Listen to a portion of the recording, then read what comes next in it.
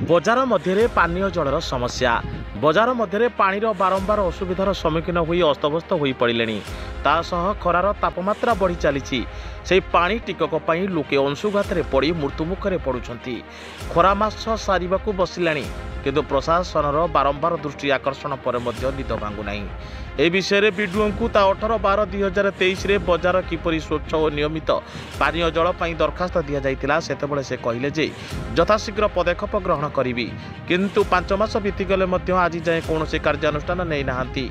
गतकाली पुणी थे बीडीओ को भेटी माँ पाटकोंडा बणिक संघर सभापति पंडित कुमार बिसी माझी जणाइछंती। यह जनइला पर आज जाए हो पारानी एमिति लगी रहिले जनसाधारणकर आक्रोशर शिकार होगाकू पड़ियो बोली प्रशासन को जणाई दैछंती।